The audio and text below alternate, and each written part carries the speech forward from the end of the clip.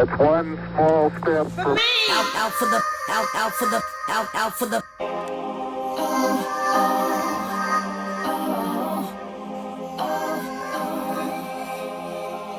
everyone, welcome back to What's Going On podcast with me, AJ, and we'll jump right into today's ABCs, AJ's Book Corner. We're still reading From This Side of Gone by Sandra Mitchell. Vinny made it back to Willis Harbor, but she didn't remember the drive at all. As soon as she hit the first quasi-familiar exit, the numb shock dropped. It left her shaking so hard her teeth chattered, all her wires were tangled. With one heaving breath, she wanted to burst into tears. Another, she wanted to slap herself for losing it over a routine traffic stop, because it had been completely routine. The officer checked her paperwork, gave her a quick orientation exam, and sent her on her way with a warning to watch out for those curves. Nothing had happened, but her thoughts threatened her with flashes of the past. The attack looped behind her eyes, and by the time she pulled off the highway, she was a nervous wreck. And for the first time in a long time, she didn't want to be alone. Most of her life, she'd been satisfied with her solitude, even when she dated. She never moved in with anybody, never got close to it. Her schedule had a lot to do with that, but mostly she didn't want to. She liked a whole bed to herself. She liked leaving leftovers in the fridge, knowing they'd be there in the morning. If there was a mess, she'd made it. And if she wanted to spend all day Sunday watching TV and eating reheated taquitos, there was no one to complain about it. But tonight felt different. Scoured raw inside and out. Vinnie Taylor needed a friend. Unfortunately, her new phone offered a sparse contact list. Her mother, hell no. Hannah, absolutely fucking not. And even if things had been fine, Rich Watts, the landlord, nope. And that left her with two starkly different choices. Camila or Rozier. Her stomach threatened to rebel at the sight of Rozier's name. Not a cop. She absolutely would not call a cop. That left Camilla, who hadn't answered her phone earlier and probably deserved better than the text Vinny sent her when she reached her first red light off the highway. You awake? Vinny was halfway down the next mile when Camilla replied, "What's up?" It was too much to explain, and Vinny didn't even know if she wanted to. Hell, if she could. But the trembling refused to settle, and so she skipped past the etiquette and asked, "Can I come over?" Camilla responded with her address, which Vinny immediately punched into her GPS. For some reason, she'd expected Camilla to live outside of town, back in the trees and hills, maybe in an apartment, maybe a townhouse. The price for a ticket to single-family homes around here started at $400,000, so that wasn't in the equation at all. But instead of heading out of Willis Harbor, Vinny found herself parking outside one of the downtown townhouses, the ones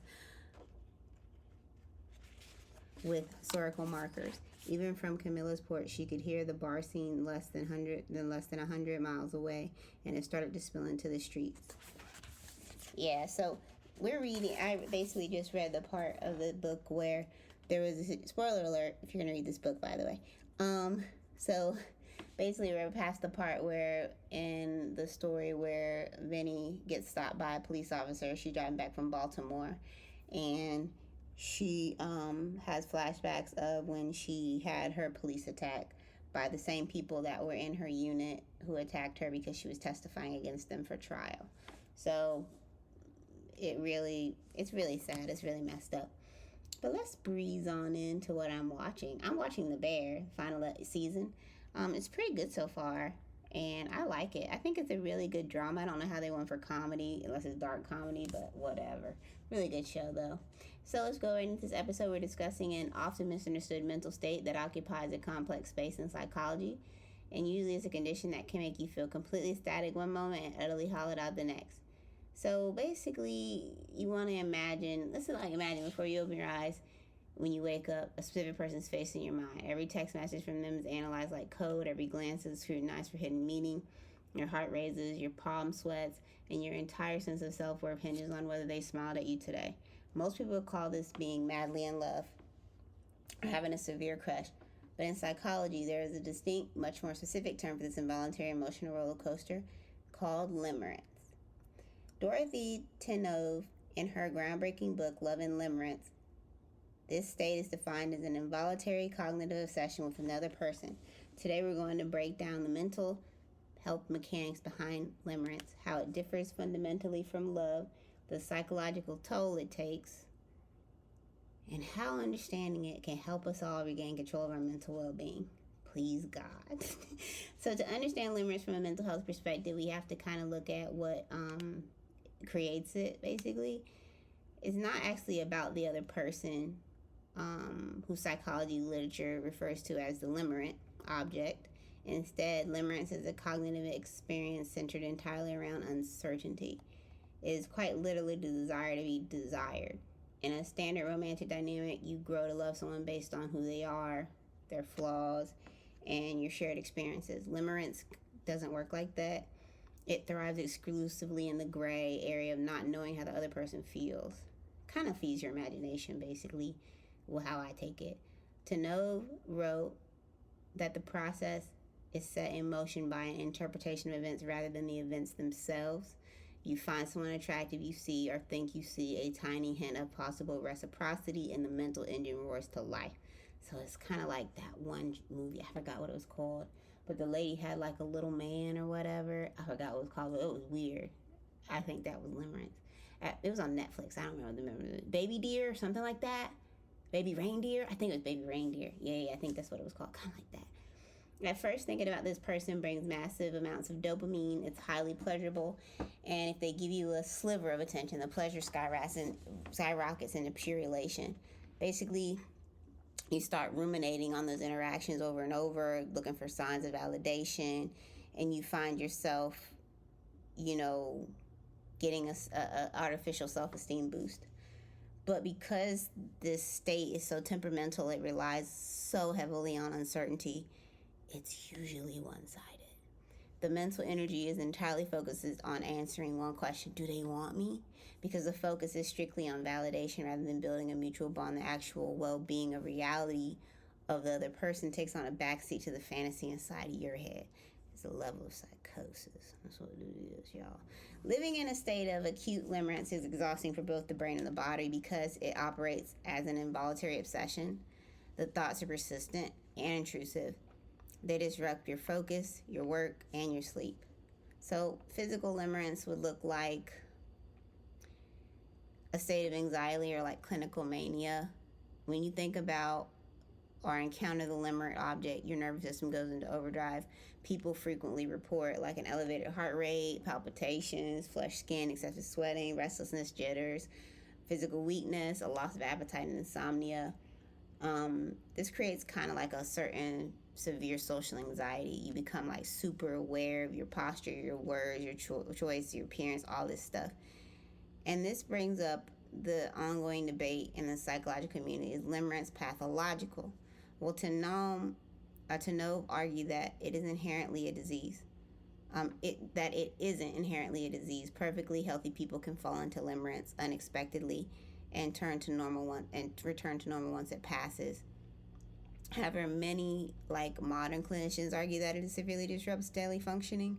It flirts with clinical territory while it isn't currently listed as a diagnostic and statistic manual of mental DSM. Basically, it overlaps with other mental health conditions, is undeniable, and I agree.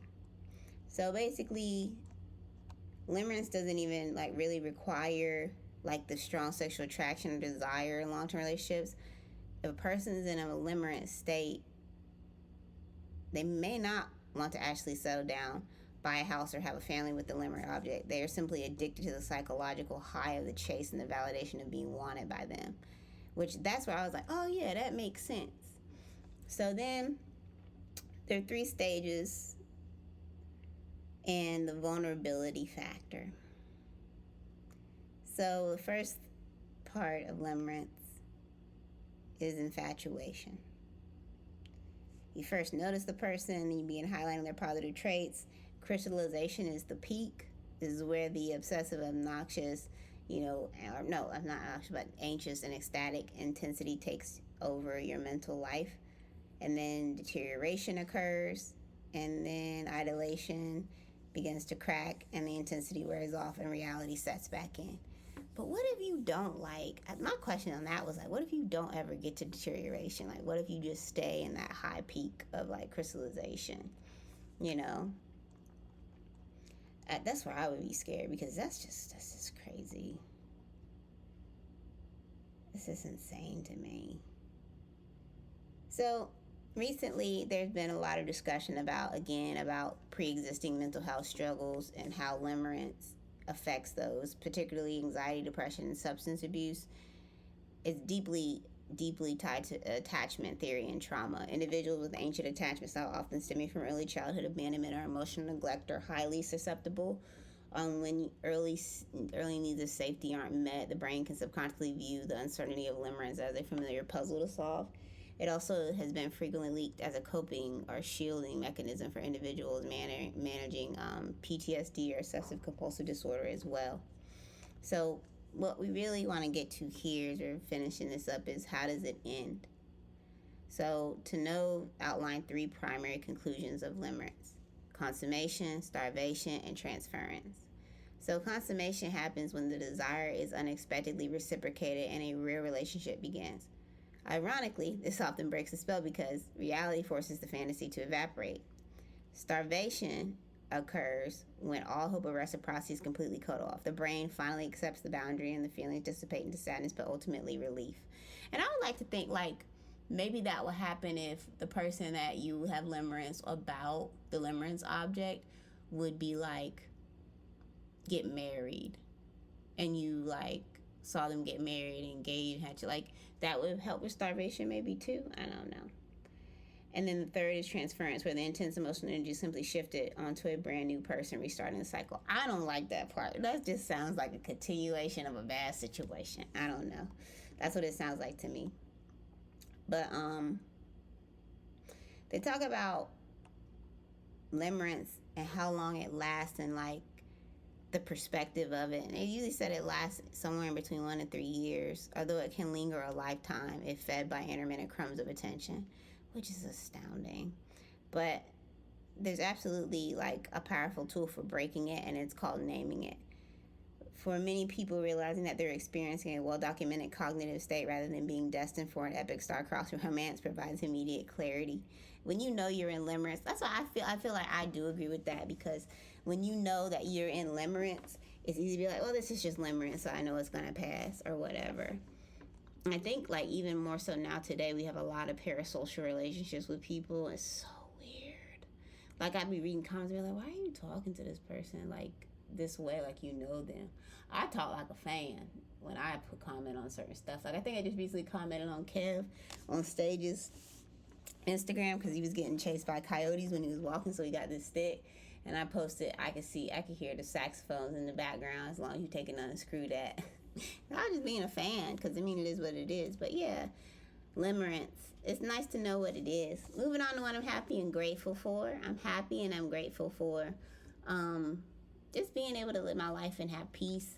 And I think that it's so, like, overlooked what peace can do for people. Because a lot of people, like, I was talking to one of my siblings, and I was like, you know what I realized? There's people that be like, oh, you don't go out hardly. Like, when you do go out, you know, it's seldom. And I do go out. I do enjoy my life or whatever. But to the people that are always doing stuff, I'm like, do you not like your house? Do you not like your home life? Because you always outside. And you be having full-on partners and children. And that's where I be like, y'all be having full-on partners or whatever. And a lot of it, I'm just kind of like, do you not like where you stay? Do you not like your home life? Like, I mean, maybe you're just a person who's extroverted like that, and you got time and effort and all that stuff to spend. Because the thing with me is this: if I'm choosing to go out, I already understand the investment of my time, my money, and my effort to have to get there. It's going to be probably 45 minutes for me to get to wherever this is that I'm going.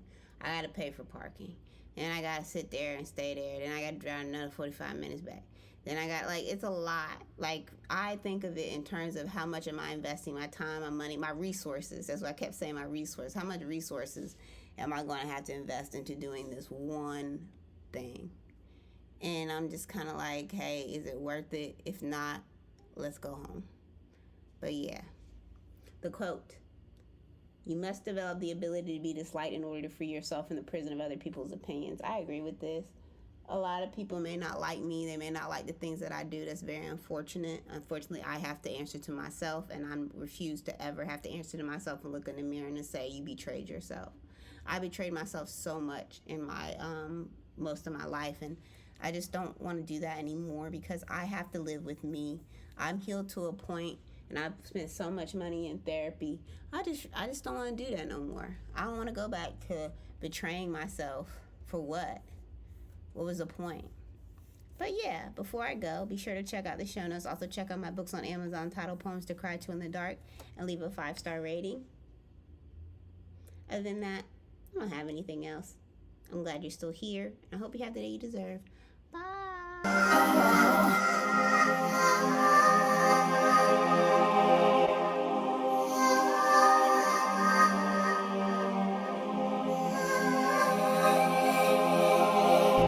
One giant leap